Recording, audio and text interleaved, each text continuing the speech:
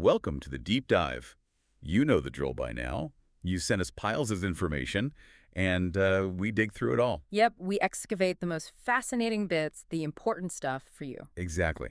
Think of us as your shortcut to being, well, seriously well-informed without doing all the heavy lifting yourself. Indeed. And today, we are plunging deep into the aftermath of a really huge wrestling event, the Lucky 13 show. That's right. A listener asked us to break down this absolute monster of a show. We've got the reports, the backstage buzz, pretty much the whole 9 yards. So our mission today, cut through all that noise and really get to grips with the key moments, the surprises, and honestly, the overall impact of Lucky 13. Because, wow, it was massive. Massive is definitely the word. I mean, we're talking about a night just packed with drama, unexpected wins, rivalries boiling over. Oh, yeah, absolutely. We're going to unpack Cameron Taylor's insane 5-match night. 5 matches. I know. And Dablock holding on to his title, the Elite, just barely winning faction wars. Super close finish there. Frenchie's big win in the Captain's Eliminator, the end of that really brutal Buzzsaw Dr. Volcano feud. Finally over. And maybe starting things off, the Jungle Boys just imploding. Where else do we start? But right there, the fracturing of that team. Yeah, that feels like the right place. A huge moment right at the start of the show. Cool. And look, the Jungle Boys splitting up at Lucky 13. It wasn't completely out of nowhere, was it? No, not really. There were whispers, weren't there? Rumblings of issues. Exactly. And that recent loss they had against Magic Mania that seemed to just, pour fuel on the fire, they're always seen as kind of a benchmark for the tag division. Right. And the word going around is that Murs, well, he had his eyes on going solo. But there were some doubts backstage, apparently. Yeah, doubts about whether he could really, shine on his own away from the tag team structure. Seems some people felt he maybe didn't quite have it as a singles guy. And that kind of talk, well, supposedly didn't sit too well with him. You can imagine. It definitely makes you wonder, though, what happens now in the tag scene with them broken up. It opens the door, doesn't it? Sure. Creates opportunities for other teams to step up. Now, speaking of individuals really making waves, Cameron Taylor. Oh, absolutely. The man basically set up camp in the ring at Lucky 13. He really did. The reports confirm it. 5 matches. 5 in one night. Staggering. That's just incredible endurance. You just have to admire that level of commitment. His barber must have had a tough night keeping that fade fresh. Well, maybe it speaks to his versatility too, right? Or just how central he is to everything happening right now. Being in that many matches suggests he's a key player. Definitely a central figure. Okay, let's shift gears a bit. The Only Heels Championship, that whole situation sounds like it got messy. Messy. Unconventional might be putting it lightly. Right. So, Sweet Scott Nash somehow wins the last spot in the title match, even though he already had a guaranteed spot from before. How does that even happen? Creates a real puzzle, doesn't it? But what's really wild is what Nash did next. Yeah. Instead of just, sticking with the spot he already had, he decides to just throw everything into chaos. Adds 5 more people to the elimination map. 5 extra people. Seriously. Seriously, you gotta wonder what the thinking was there. Was he trying to stack the odds? Or just stir the pot? Maybe both. Who knows with him? But suddenly a standard elimination match turns into this, 10-person scramble.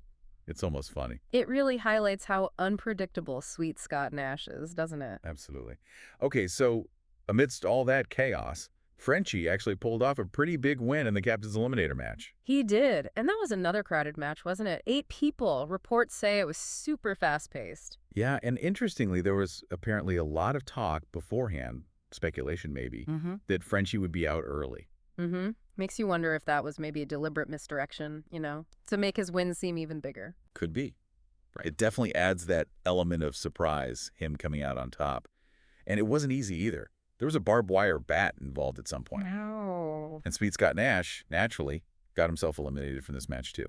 So Frenchie overcoming all that, winning the Captain's Eliminator, it feels like a real statement piece for him. It does. It really suggests maybe his stock is on the rise, Could be a turning point. Now, moving to a feud that finally reached its conclusion. Yes. Buzzsaw and Dr. Volcano. That rivalry felt like it went on forever, and it was brutal. And they settled it at Lucky 13 in an Iron Man tables match. Right. So for anyone listening who doesn't know, Iron Man match means a time limit, most falls win. But here, the only way to get a fall was putting your opponent through a table. And based on the sources, it lived up to the brutality you'd expect. Extremely physical. They mentioned Buzzsaw actually threw the barbed wire bat at Dr. Volcano at one point. Yep, that's what the reports say. That level of violence just underlines how much bad blood there was between them. Yeah, you could almost feel the hatred just reading about it. It sounds like a really personal, destructive kind of feud. The match itself was described as just a real grind. Back and forth, both guys hitting their big moves, trying desperately to get that table break. And in the end, Buzzsaw got the single, decisive fall, won it 1-0. So that chapter is definitively closed. wow. So Buzzsaw gets the win after all that. But wait, there was something else, right? Something weird afterwards. Yes. Apparently, there was an unsuccessful attempt at a kiss between them after the match. A kiss between Buzzsaw and Dr. Volcano after that match. That's the report. Shades of that old Elvis Viscera incident, maybe. It's certainly a strange footnote to end such a violent feud on. No, strange is one word for it. Okay, so quick recap. Jungle Boy's kaput. Cameron Taylor is basically superhuman with 5 matches. Frenchie grabs a big win, and Buzzsaw finally puts Dr. Volcano through a table and maybe tried to kiss him.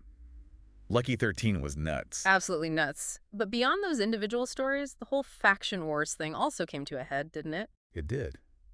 Shifting focus now to the big team competition. Faction wars wrapped up at Lucky 13, and man, was it close. Seriously close, down to the wire. The Elite just squeaked out the victory. Final score, 129 points for the Elite. And NXG right behind them with 126. That is razor thin after a whole season of competition. Incredible margin. And what's really interesting is how the Elite got there. It seems it really came down to DMP. Oh, yeah. How so? His strategic decisions. Specifically, those point bets he made. Reports say those bets netted the Elite a crucial 20 points right when they needed it. 20 points from bets. Wow. That turned out to be the difference maker then. Absolutely. It just shows, Faction Wars wasn't just about winning matches. Strategy, like DMP's, played a huge part. Talk about stepping up under pressure. Brilliant move by DMP. Yeah. And just so everyone knows the final standings, the Militia and the Nicities tied with 105 points. The Kubessers had 106, HRS 101, the Purifier 83, and the Deleters finished with 60. So yeah, competitive all around, but the Elite took the crown. They did. And Lucky 13 wasn't just about teams, it also shook up the individual titles quite a bit. For sure. Cameron Taylor, after that marathon night, walked out as the new Me and the Boys champion. That's got to feel good after 5 matches. You'd think so.